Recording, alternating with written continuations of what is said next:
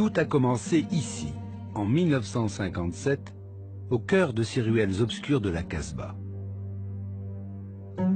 Ne cherchez pas cette histoire dans les images d'archives, vous ne la trouverez pas. C'est un roman noir, une guerre secrète, la plus vaste opération jamais montée par les services français contre le FLN algérien. Son nom, la Bleuite. Personne n'aime en parler. Ni la France qui a gagné cette guerre de l'ombre, ni l'Algérie qui en a payé le prix du sang.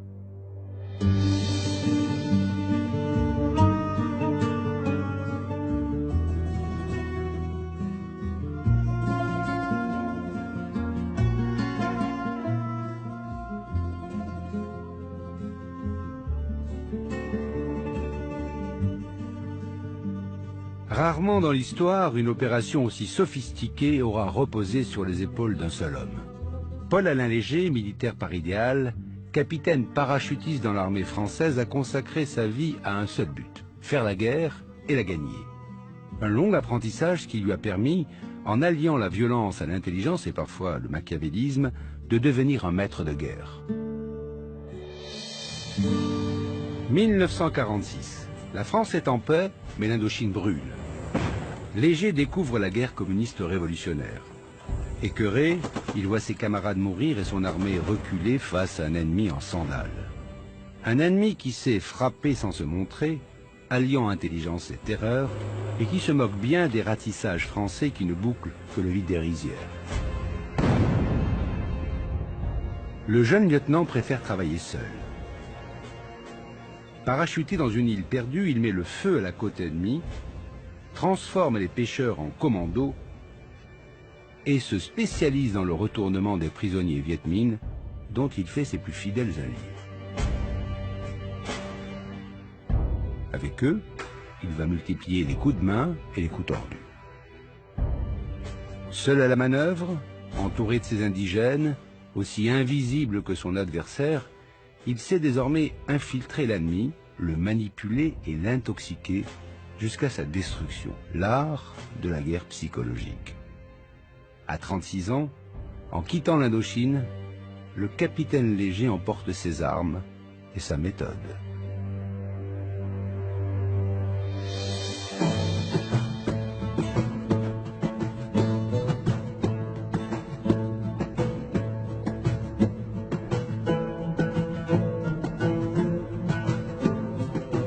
Quand il débarque à Alger cet hiver de 1957, voilà 3 ans déjà que le FLN a lancé une insurrection pour mettre fin à la colonisation française.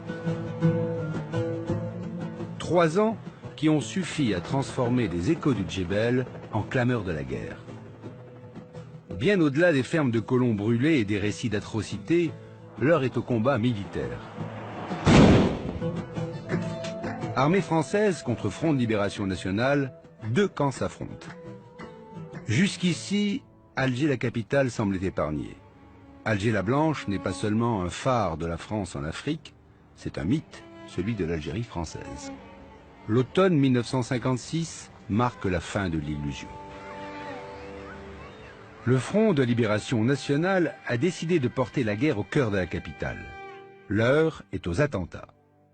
Yassef Saadi, chef du FLN à Alger, est chargé de mettre la ville à feu et à sang. Sur la scène internationale, le front sait bien qu'un seul attentat à Alger fait plus de bruit que n'importe quelle victoire dans le maquis. Et Alger a un point faible, la Casbah, où se cache le chef du FLN. La caractéristique de la Casbah fait que c'est particulièrement propice à l'action clandestine. Des murs sans fenêtres, les terrasses des maisons qui donnent entre elles. C'est la ville interdite pour les Français. C'est la ville interdite pour les militaires français. À l'abri dans sa forteresse, Yassef Saadi peut envoyer des femmes poseuses de bombes, déguisées en européennes, semer la mort dans toute la capitale.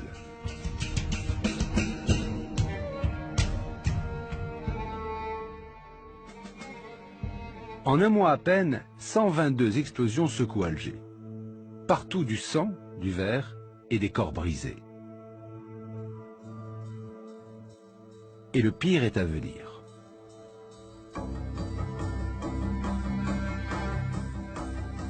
Ce dimanche après-midi, sur la scène du Casino de la Corniche, un orchestre célèbre et, sur la piste, des jeunes Européens qui dansent. L'engin de mort soulève l'estrade et souffle la salle.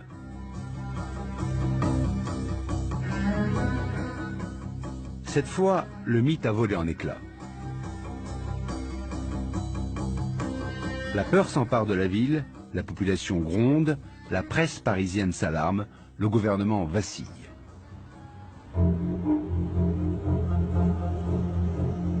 Le 7 janvier 1957, 8000 combattants d'élite de la 10e division parachutiste entrent dans la capitale. Le général Massu, qui les commande, reçoit les pleins pouvoirs et une mission, pacifier la ville par tous les moyens. On connaît la suite sous le nom de la bataille d'Alger. L'armée rafle et torture à grande échelle, 24 000 suspects arrêtés, 3 000 disparus. Une besogne de basse police pour l'élite de l'armée française qui se salit les mains, mais réduit le FLN au silence.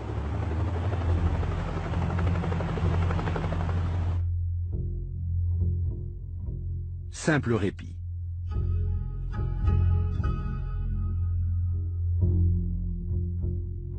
Les paras repartent, mais Yassef Saadi est toujours là.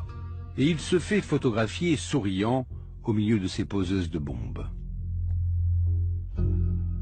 À l'état-major, quand on se demande qui sont les experts en subversion, ceux qui savent se battre contre un ennemi invisible, un nom, un seul, revient toujours en premier. Le capitaine Léger.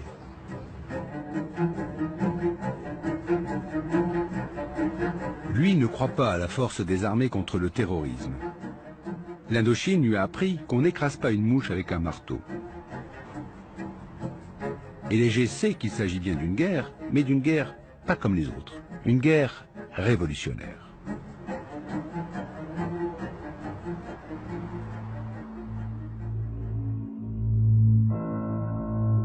Il est temps de mettre sa propre méthode en action. D'abord dans la Casbah de Yassef Saadi, ensuite dans le maquis du terrible Amirouche. Printemps 1957. En 3 ans de guerre, le FLN s'est organisé. Il a construit une armée de libération nationale, la LN, forte de 30 000 hommes, et divisé l'Algérie en 6 régions militaires, les wilayas. Retranché dans sa forêt de Lafkadou, dans la wilaya 3, Amirouche le Terrible tient tête à toute l'armée française. Tout le monde le craint, le respecte et souvent le vénère. Les Français l'ont surnommé le loup de Lafkadou. Mais les révolutionnaires en culotte courte ne rêvent que de le rejoindre pour mourir à ses côtés. Hamou Amirouche avait 19 ans et la chance de porter le même nom que son héros. Il rêvait de le rencontrer, il deviendra son secrétaire particulier. Il mettait en exergue la fibre d'orgueil des paysans, en disant, regardez, la France nous a colonisés pendant plus de 100 ans. Elle nous a humiliés. Elle a humilié nos femmes et nos enfants. Ça ne peut plus durer. Il faut se révolter. C'est quelqu'un de dur parce qu'il était dur contre sa propre personne. Il avait une autodiscipline parce que la vie au maquis l'exigeait. Et la survie de la révolution l'exigeait. Il fallait se donner totalement à la révolution. Il croyait beaucoup à la force, à la violence. Et il se méfiait de ceux qui voulaient occuper des postes, occuper des grades. Ah oui, il punissait, il châtiait les gens. Très dur, même, je peux dire même cruel. Ah oui, très cruel.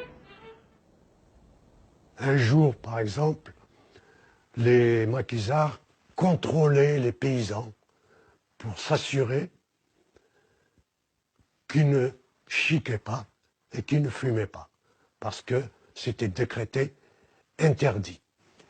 Un jour donc, un des maquisards qui avait procédé à la fouille des paysans, a laissé tomber une boîte de chic devant le colonel Amérouche de sa statue. Le colonel Amérouche la prend, il vérifie que c'était du tabac, il s'adresse à lui et dit comment tu viens de passer la matinée à humilier les paysans devant leurs femmes et leurs enfants parce qu'ils chiquaient ou parce qu'ils fumaient. Et toi, tu chiques. Comment tu peux? Et le colonel Amérouche a ordonné immédiatement son exécution.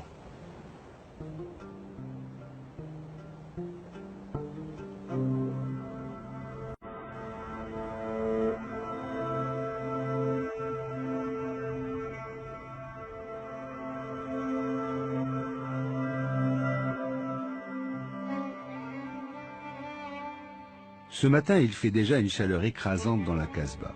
L'été algérien est là. Pour sa première action, Léger a décidé de déstabiliser le FLN par un coup d'éclat au cœur de sa forteresse. La Casbah, le plus solide des bastions de la rébellion. Les groupes de choc, les jeunes militants du quartier, sont chargés par le FLN d'imposer une vie austère. Interdit de fumer ou de boire, interdit d'écouter de la musique à la radio, interdit de jouer au domino. Des règles strictes, façon de mieux contrôler la population. On punit les réfractaires à coups de rasoir en leur tranchant le nez, les lèvres et les oreilles.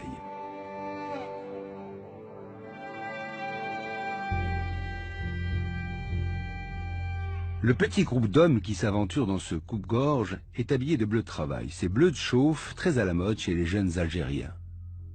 Mais sous leur veste pointe un pistolet mitrailleur Mat 49. Ce sont les bleus du capitaine Léger. Leur objectif, un café mort au cœur de la vieille ville. À la tête de son commando, Léger agit seul et il sait qu'il risque gros. Son supérieur hiérarchique, le colonel Godard, n'est même pas au courant de son plan. Et sous ses ordres, il n'a que 2 militaires français. Le sergent-chef Barjou, dit Dédé Leblond, un homme du Nord, aux yeux bleus et cheveux clairs, qui dort avec 2 pistolets de gros calibre sous son oreiller et ne rate jamais sa cible. Et le sergent-chef Abdelhamid, un colosse, dit Surcouf, un ancien d'Indochine devenu l'ange gardien de son capitaine et la terreur des hommes du FLN. Tous les autres sont d'anciens combattants du FLN. Parmi eux, il y a Amara Ali, dit Alilou, une forte tête mais une pièce maîtresse de la Casbah. Alilou est un bleu de combat. Alilou, qui était l'ancien adjoint, donc agent de liaison de l'ISF, connu comme le loup blanc Alilou. Il ne devait pas savoir qu'il était arrêté cet hiver quand le tenancier du Café Mort nous a vu rentrer. Évidemment, Alilou a été accueilli les bras ouverts. Alilou a dit au tenancier en disant bah, tu mets pas la radio, là, mets la radio, qu'il y a un peu de musique. Ah, mais il dit frère, tu sais très bien que c'est interdit. Interdit par qui? Par le front. Il dit c'est interdit, tu devrais le savoir, toi. C'est le front qui commande. Et alors Alilou, à ce moment-là, lui a mis une paire de livres monumentale.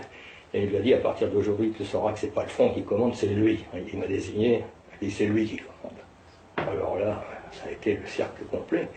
On a fait sortir les boîtes de jeux, tout le monde a fumé, tout le monde a joué au domino, et la musique à fond, à fond. Ça peut paraître idiot, mais c'était quand même un succès terrible dans l'esprit de la population. Qui se disait, ils sont 6 ou 7 là, et c'est eux quand même qui commandent, quoi. Et ça a commencé comme ça. Les Bleus ont donné un grand coup de pied dans la fourmilière. Bon début. Mais Léger veut aller beaucoup plus loin et transformer la Casbah en zone interdite pour le FLN. Qui règne sur la vieille ville? Qui porte les messages secrets sinon les membres des fameux groupes de choc? Ils sont la clé de la Casbah. Alilou, l'enfant de la rue, les connaît tous. Du cireur de chaussures jusqu'au gros caïd de quartier. Un à un, Léger les fait arrêter.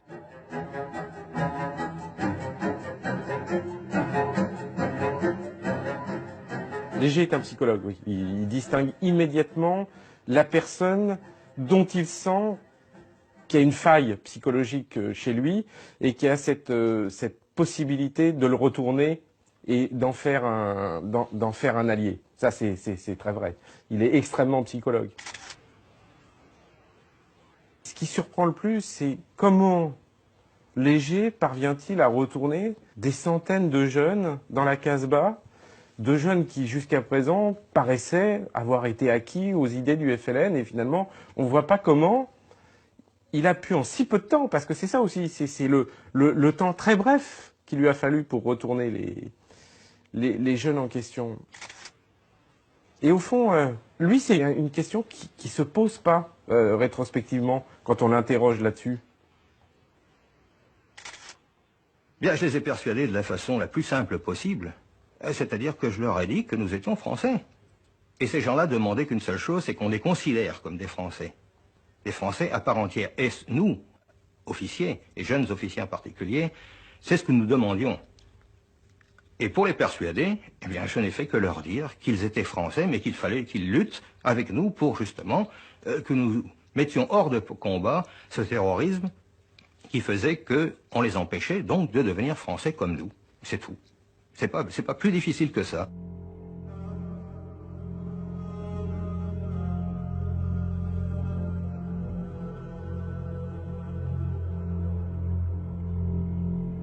À partir du moment où j'ai réussi à prendre en main tous ces groupes de choc, ce qu'ils appelaient les groupes de choc, il est évident que l'état-major du FLN dans la Casbah, c'est-à-dire l'état-major de Youssef Saadi et ses poseurs de bombes, ont été coupés pratiquement de toute la population. Et ils ont été obligés de se terrer dans des repères. Repères que nous avons petit à petit réussi à investir.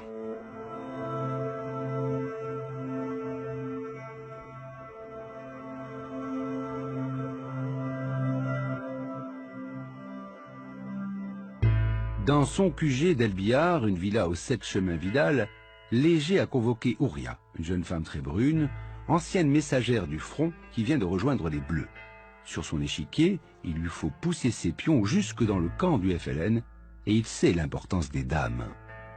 Léger, il guidait bien son monde. Il avait un groupe à lui qui menait, pas la baguette, mais correctement, autoritaire. Et quand il donnait un ordre à ses troupes, il donnait un troupe. Et surtout, ne revenez pas sans vos armes. Tous, c'était des hommes. Mais à côté de Léger, c'était autre chose, Léger. Même quand il marche, tu sens que c'est quelqu'un d'un combattant. Voilà. Je trouvais le pas le mot, d'un combattant. De quelqu'un qui sait ce qu'il veut, et ce qu'il veut, il a. Entre Léger, l'homme fort, et la jeune Ouria, le courant passe tout de suite. D'autant que la jeune femme est très en colère contre les attentats aveugles du FLN. Mais moi, j'en voulais à ceux qui posaient des bombes, comme le Mikbar, comme nous avons posé tous les bombes. Je leur en voulais de tuer des gens. J'étais pas d'accord. D'un coup, ils mettent une bombe dans un bus, ils mettent un truc dans une par quelle rue, ils mettent... Pourquoi ils ne vont pas le mettre dans le gouvernement? Ils les mettent au Tontonville où les gens sont en train de prendre un jus, un café, que tout le monde saute. Les vieux, les parents, les mamans, le berceau, les landaux, tout ça. Ça, je n'étais pas d'accord. Le capitaine organise la fausse arrestation d'Ouria puis son évasion spectaculaire. Dans la Casbah, Ouria la Brune devient aussitôt une héroïne populaire que le FLN s'empresse de mettre à l'abri dans une de ses maisons closes, rue de la Mer Rouge. Léger a réussi à infiltrer Ouria, son agent dormant, dans la place. Sur ordre de son capitaine, Ouria parvient à s'intégrer à l'équipe des courriers clandestins qui font la liaison entre la ville européenne et la cache de Youssef Saadi dans la Casbah. Avec une mission, pister son messager personnel pour parvenir enfin à localiser l'homme le plus recherché d'Alger. Ils me disent, voilà, tu lui donnes la lettre de celui qui était enfermé chez lui pour qu'il amène à sa femme, que je n'aimerais pas. Comme ça, tu vas voir où il amène la lettre. Je dis, moi, comment tu crois que je vais le suivre? Et là où il va amener la lettre, elle va me reconnaître. C'est une fille du pays. J'ai dit, je vais mettre de la craie dans la main et je vais lui dire, allez, courage, courage, courage, et je vais l'essuyer et ils ont qu'à suivre la craie. Elle avait mis dans sa main un morceau de craie. Elle lui a claqué la main dans le dos. Il avait donc une marque dans le dos. Et il a été suivi comme ça dans toutes les ruelles de la Casbah par des femmes, par des enfants et par des hommes qui travaillaient pour moi. C'est ainsi qu'on a réussi à déterminer le repère où se cachait Youssef Saadi. C'est comme ça que, dans la nuit, il a été arrêté.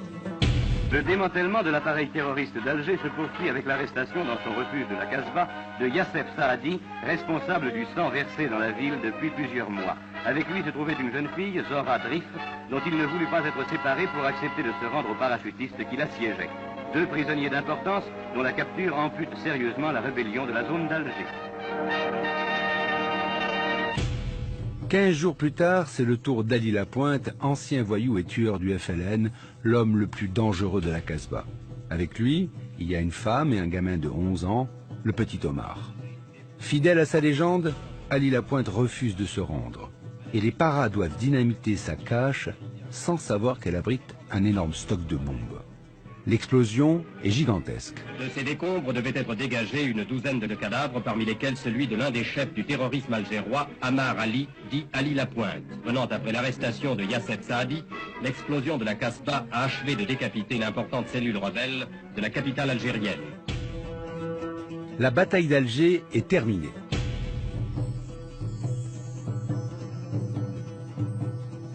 Léger, lui, regarde déjà vers les hauteurs des montagnes de Kabylie.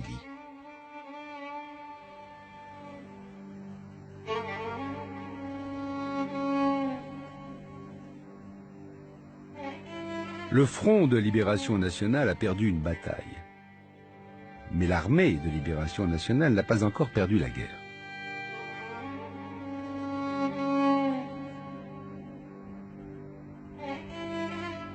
Ami Rouge connaît bien ces Djounoud, combattants de la première heure, des paysans durs au mal et au feu. Mais il manque cruellement de cadres, surtout ceux qui savent lire et écrire.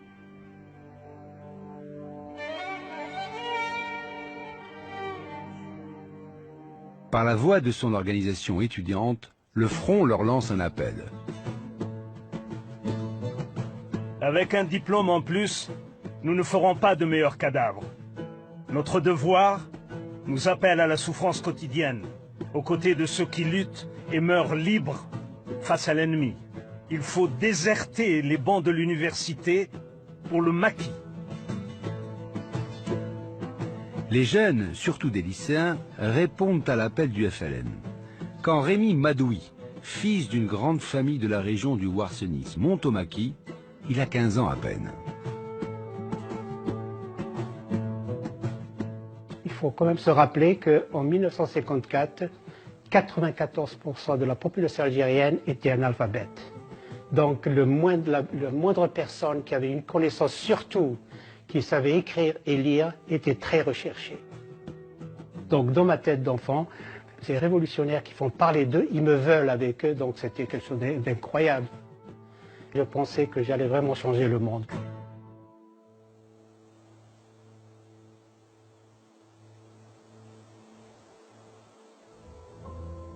C'était des marches, des heures entières, et surtout pendant la nuit, parce qu'évidemment il fallait éviter le jour pour ne pas être repéré. C'était des poursuites sans fin. Et l'autre chose aussi qui m'a toujours marqué jusqu'à maintenant, c'est la faim.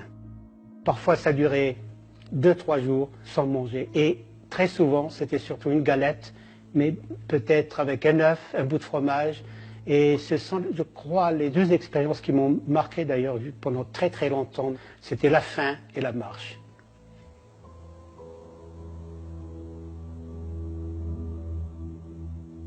Quand on est dans une révolution, on dort avec la révolution, on mange avec la révolution. C'est 24 heures, c'est 24 heures. Il n'y a pas de week-end, il n'y a pas de vacances, il n'y a rien, il n'y a absolument rien. Et même entre nous, quand il y a un moment quelconque, on parlait de la révolution. Abba Kizar, c'est quelqu'un qui ne dort pas. Il est constamment vigilant. Et ça, c'est au détriment de sa santé, de sa mentalité.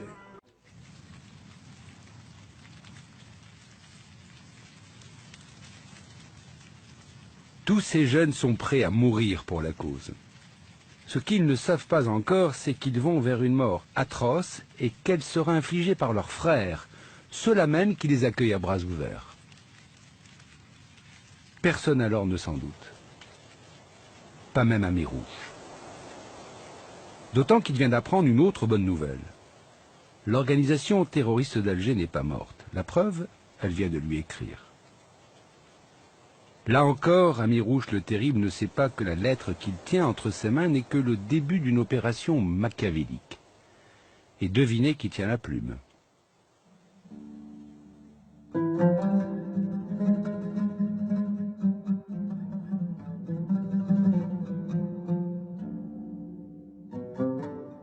Lorsque toute l'organisation rebelle sur Alger a été mise hors de combat, j'ai gardé par l'intermédiaire d'anciens rebelles qui étaient ralliés, qui travaillaient pour moi, j'ai gardé des relations avec le commandant de la Wilaya 3, c'est-à-dire le colonel Amirouche, qui ne se doutait absolument pas que l'organisation rebelle d'Alger avait été non seulement démantelée, et il pensait qu'il en restait encore, et ceci parce que je lui écrivais, par l'intermédiaire évidemment de gens qu'il ne pensait pas arrêter, mais qui en fait travaillaient pour moi. Plusieurs mois de correspondance fictive et d'infiltration finissent par obtenir un résultat inespéré. Le 12 novembre 1957, un des bleus envoyés par Léger comme émissaire vers le maquis d'Amirouche revient porteur d'une lettre incroyable. Ordre de mission. Le porteur de cet ordre de mission est habilité au nom de la Wilaya 3 de représenter l'armée et le Front de Libération Nationale au sein de la zone autonome d'Alger. En clair, Amirouche vient officiellement de nommer le capitaine Léger, un militaire français, comme successeur de Yassef Saadi et chef des poseurs de bombes dans la capitale. Et c'est lui, ironie de l'histoire, qui est chargé par la Wilaya 3 de mettre la zone autonome d'Alger à feu et à sang.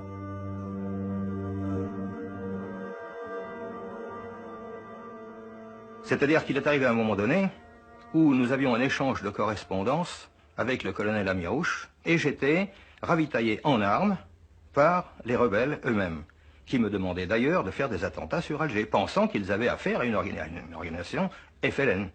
La Wilaya 3 qui dirige la zone autonome d'Alger lui demande des résultats. Or, des résultats, il en a très peu, parce qu'évidemment, il va pas commettre des attentats. Donc, il est obligé d'organiser des faux attentats dans Alger. Alors, c'est presque grotesque, hein. Il balance une grenade dans son PC, il est obligé de faire exploser des voitures, etc. À tel point que le Godard, à un moment, lui dit « Mais vous êtes fou, vous êtes complètement fou, Léger. Vous êtes complètement fou. » Des attentats, des explosifs, oui, on entend. Hein, des explosifs à blanc, probablement. Mais l'essentiel, c'est la presse qui répercute ça. Attentats. Et qu'est-ce qui fournit les informations à la presse? C'est l'armée française, c'est le capitaine Paul Léger. Ça a duré quelque chose comme 6 mois. 6 mois pendant lesquels Alger a été tranquille, car il y avait quelques attentats, mais c'était des attentats fictifs que je faisais moi-même, donc il ne faisait aucune victime, bien sûr.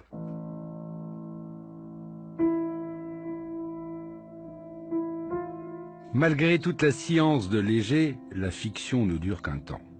Trop peu d'attentats, peu ou pas de victimes, le colonel Amirouche tape du poing. Front Armée de Libération Nationale, le 7 janvier 1958. Je vous écris au sujet du travail. Vous avez de la marchandise et vous n'avez rien fait. L'ennemi crie victoire sur tous les toits. C'est pour cette raison que les frères envisagent la formation d'une autre organisation si la vôtre continue à ne pas donner de résultats sérieux. Pour les poissons, ils sont prêts, mais nous attendons les résultats pour vous donner l'ordre de venir les chercher. Les poissons, ce sont de gros obus transformés en engins explosifs capables de dévaster tout un quartier d'Alger. La partie devient décidément trop risquée et il est temps d'y mettre fin. Léger décide d'aller lui-même récupérer les poissons du maquis. C'est quelqu'un qui a un sang-froid extraordinaire, qui finalement a un détachement aussi par rapport à ce qui... Et puis c'est quelqu'un qui a des capacités intellectuelles hors du commun. Des capacités intellectuelles hors du commun, c'est indéniable.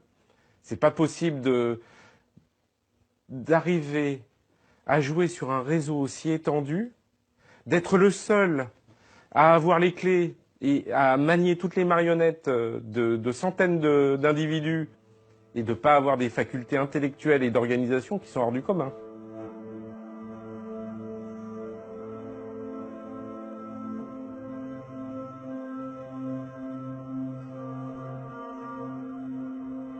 Une nuit, avec mes bleus, nous étions 13 d'ailleurs, nous étions que 2 Européens, et tout le restant était d'anciens rebelles.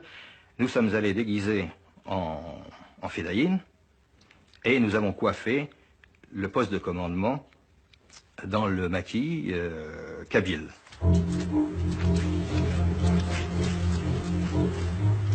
Voilà une semaine qu'il pleut, jour et nuit. Un déluge d'eau glacée qui brouille le ciel et transforme la terre en boue. 3 heures plus tôt, un camion militaire a déposé Léger et ses bleus au pied des hauteurs de Kabylie, juste avant Borj-Menayel.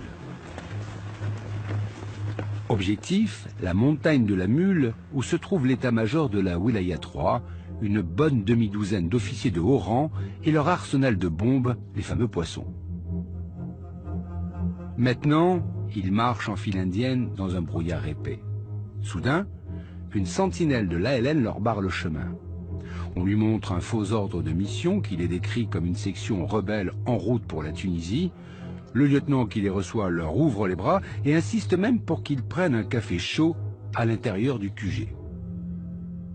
Léger lui plante le canon de sa carabine dans le dos, baisse son capuchon et annonce à haute voix et en français que la comédie est terminée.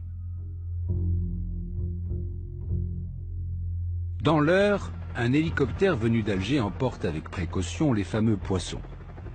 Léger peut pousser un soupir de soulagement. Et en fouillant le QG, le capitaine découvre soigneusement rangées dans une cantine toutes les lettres qu'il échange depuis 6 mois avec Amirouche.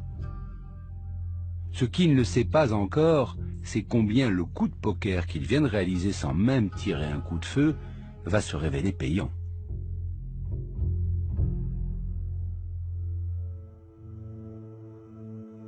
Le doute a commencé lorsque le colonel Amirouche a muté un lieutenant vers une zone, et 48 heures après, nous arrive la nouvelle qu'il avait été capturé, avec une demi-douzaine de ses collaborateurs, sans qu'un coup de feu soit tiré.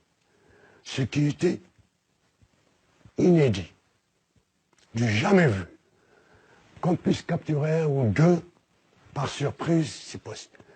Capturer une demi-douzaine sans qu'il y ait un coup de feu tiré, ça, le doute a été introduit par ce phénomène. Je ne sais pas ce qu'ils se sont imaginés. Ils ont cru que, à l'intérieur de ce poste de commandement, il y avait un officier qui s'appelait Ahmed Sabri, et que ce Ahmed Sabri avait trahi. Ils ont cru qu'il avait trahi, et à partir de ce moment-là, ils ont pensé que tous les gens qui venaient d'Alger, car ce Ahmed Sabri était originaire d'Alger, ils ont pensé que tous les gens qui venaient d'Alger étaient des gens qui étaient manipulés par moi-même, c'est-à-dire par les Bleus. Amirouche doute. Terrible erreur. Léger s'en saisit. Après l'infiltration et la manipulation, l'heure est à l'intoxication.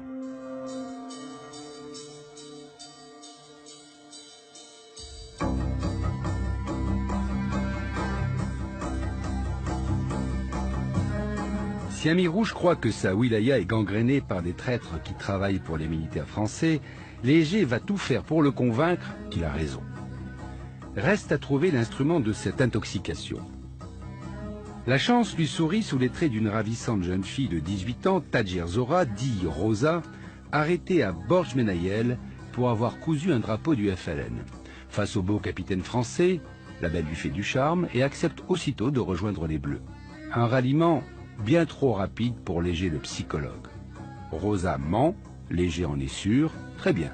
Alors, il va se servir d'elle.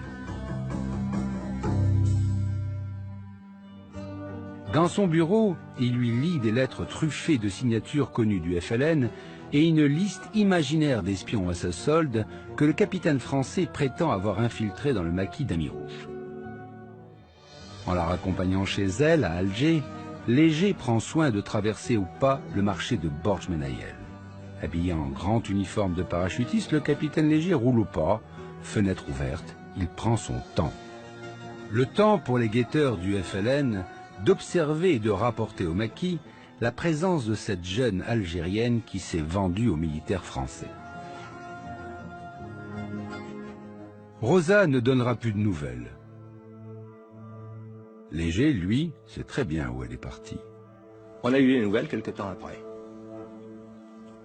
Lorsqu'on a appris qu'elle était remontée au maquis, et que là, elle était tombée sur le fameux capitaine Mayous, dit Hassen la torture, qui évidemment l'avait accusée d'être une espionne. Elle s'est défendue comme un beau diable, et il lui a dit, écoute, tu m'accuses d'être une espionne, mais alors des espions, autour de toi, il y en a en pagaille. Parce que moi je sais. Alors là, Mayous, qui n'était pas très intelligent, a voulu en savoir beaucoup plus. Sous la douleur, elle a raconté, j'ai son compte-rendu d'interrogatoire, elle a raconté qu'effectivement, elle avait été envoyée par le capitaine Léger. Elle a donné des mots de passe tout à fait farfelus, des mots de reconnaissance invraisemblables. Et malheureusement, elle a été égorgée après.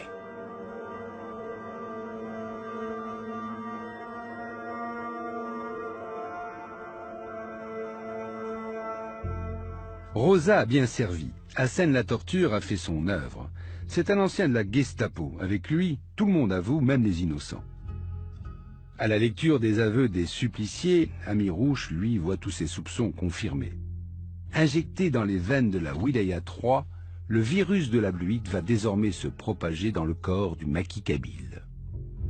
Après l'appel de Rosa, à ce moment-là, on a commencé à arrêter tous les officiers de cette zone-là. Et comme c'est une zone fraîchement structurée, elle était donc structurée par des jeunes étudiants. Et tous sont passés à la casserole. Et pratiquement aucun d'eux n'a survécu. Le premier signe qui m'a alerté que quelque chose n'allait pas comme il le faut dans la tradition du FLN, c'est que les gens qui étaient interrogés, qui suivaient l'un l'autre, et que je connaissais très bien, c'était des cadres. Toutes les questions qui leur étaient posées, c'était quel est ton patron, à quel réseau tu appartiens, quand tu as commencé, ça devenait très suspect. Jusqu'au jour où mon cousin Germain avait été arrêté, et imaginez, cousin Germain avec qui on a grandi, parce qu'on avait à peu près 10 mois qui nous séparaient, donc on a grandi ensemble dans la même maison où nos parents habitaient, et on a été à la même école, et voir mon cousin être torturé, pratiquement tué à petit feu, et ne pouvoir rien faire, c'était...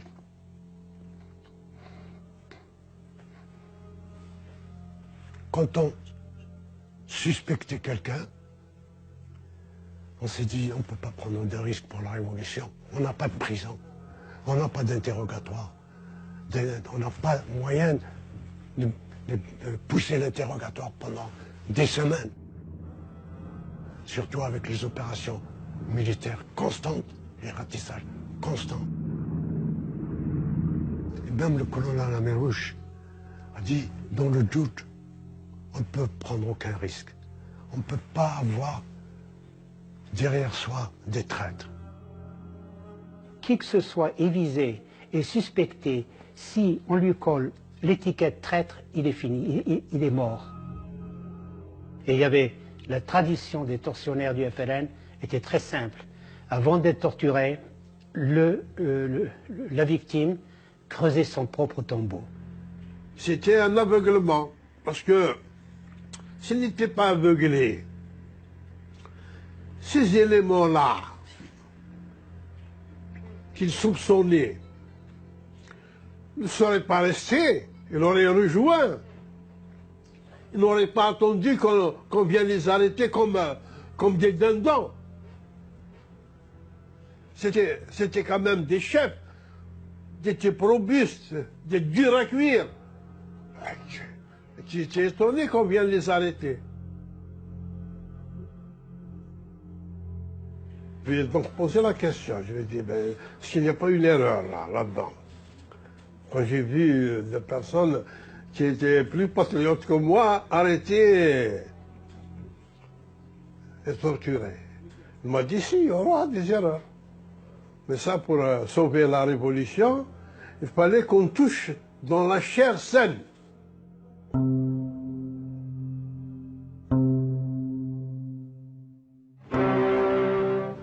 La découverte du PC opérationnel d'Amirouche, chef FLN de la wilaya numéro 3 d'Algérie, révèle l'existence d'un charnier où sont retrouvés les cadavres horriblement mutilés de 400 fellagas assassinés sur l'ordre de leur chef.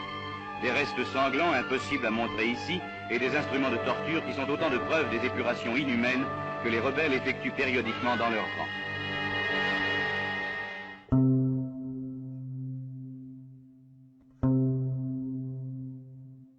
Jour après jour, l'horreur se répand. Après 5 ans de maquis, Rémy Madoui va, à son tour, se faire prendre dans l'engrenage infernal de la bleuite.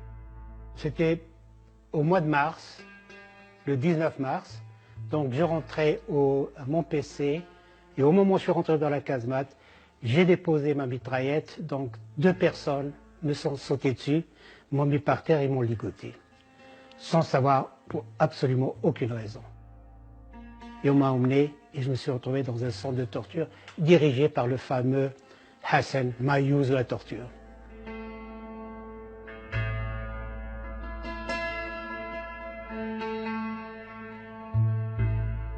Sous la torture de Mayouz, personne ne tenait 24-48 heures. Comment j'ai tenu 2 semaines? Enfin 2 semaines, moins 3-4 jours, puisqu'à la fin je m'évanouissais, donc j'étais davantage évanoui que sous la torture. Comment? Je n'en sais rien. Parce que pendant ces 2 semaines, je ne sais même pas si j'ai eu un repas, parce que c'était généralement, c'était soit à midi, soit le soir, c'était le reste de mes tortionnaires qui mettaient comme une bouillie avec de l'eau, c'était mes repas. Le soir, bien qu'avec la torture, évidemment, j'étais nu, j'étais mouillé, il y avait à l'entrée de la casemate où ils dormaient, un genre de trou qu'ils avaient creusé, où mes genoux étaient dans le trou, et avec mes pieds sur mes fesses pratiquement, et dans ce trou, il y avait très peu d'espace, avec l'humidité.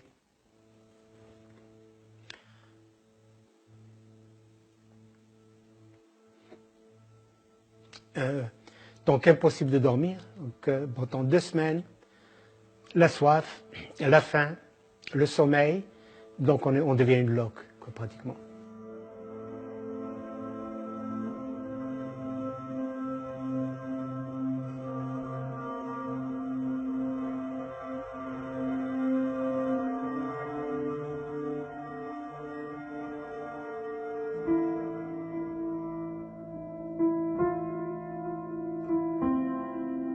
Laissé pour mort, Rémy Madoui finira par s'évader et par rejoindre les rangs de l'armée française.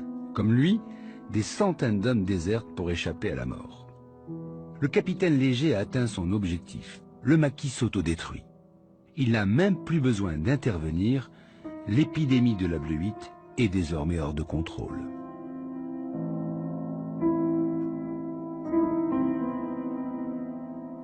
Amirouche va envoyer des lettres pour dire, ben voilà, attention, il y a des traîtres chez nous, on est obligé de faire des pogroms, etc.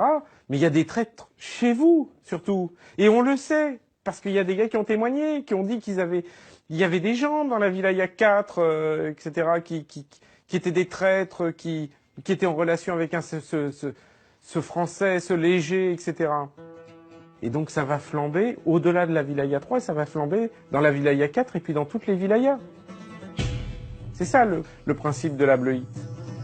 Aux armées, le 3 août 1958. Chers frères, j'ai le devoir et l'honneur de vous informer en priant Dieu que ce message vous parvienne à temps de la découverte dans notre wilaya d'un vaste complot ourdi depuis de longs mois par les services secrets français contre la révolution algérienne avec la complicité d'éléments les plus divers. Ce complot, d'après les renseignements de notre possession, s'étendrait à toutes les wilayas d'Algérie. Il aurait même des ramifications dans nos bases de Tunisie et du Maroc. le réseau tissé dans notre wilaya vient d'être pratiquement mis hors d'état de nuire après une enquête d'autant plus ardue que ces chefs dans le maquis étaient des hommes en apparence au-dessus de tout soupçon. Ce qui faisait la force de l'ALN, c'était la confiance. Ils étaient des frères. Ils étaient soudés par cette confiance-là.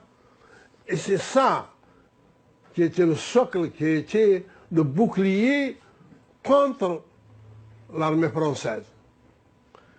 Ce socle-là s'est fissuré. Et c'est le moral qui est atteint. 70% de la force d'une armée, c'est son moral. 70%. Le colonel a détruit ce qu'il a fait. Quand j'étais torturé, j'étais obligé de rejoindre l'armée française pour sauver ma vie, eh bien, je le regrettais. Okay? Probablement, s'il n'y avait pas le risque de perdre ma vie, je ne l'aurais jamais fait. Okay? Dans le sens même là où je devais sauver ma vie, le seul truc que je regrettais, c'est que je ne peux plus me battre pour mon peuple. C'est quelque chose d'incroyable, à 20 ans.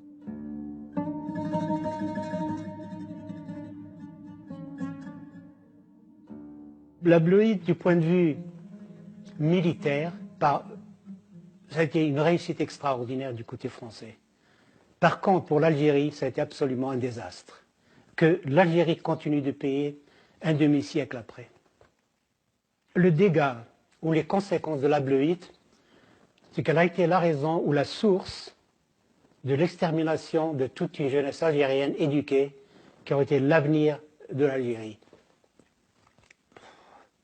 C'est un gâchis, je crois, dans tous les domaines. Okay. Humain,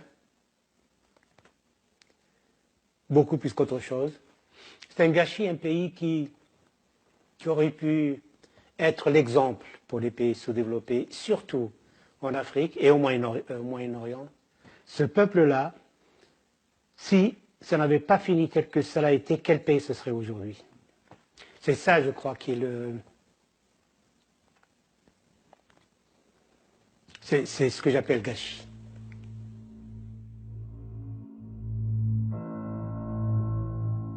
La Bleuite continuera longtemps, même après la mort d'Amirouche, abattu en 1959 par les troupes françaises.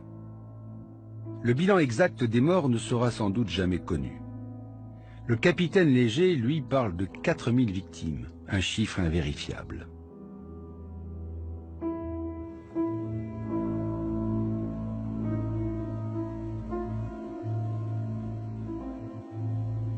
Qui dira le désespoir de ces jeunes patriotes sincères, morts en clamant jusqu'au bout leur foi dans la Révolution? Qui dira la colère des familles de ces martyrs qui ont gardé, au-delà de la mort, l'étiquette infamante de traître? La Bleuite n'a pas seulement affaibli le maquis et facilité l'action militaire des Français, elle reste une verrue sur le visage de la guerre de libération. Au nom de la pureté idéologique, elle a fini par retourner la violence révolutionnaire contre ses propres enfants. La Bleuite a abîmé l'Algérie nouvelle, changé le visage même du nouveau régime et coupé des passerelles entre l'Algérie et la France. C'est sans doute pour cela qu'aujourd'hui encore et des deux côtés, la Bleuite reste un secret bien gardé. Un tabou, un poison, une malédiction de l'histoire.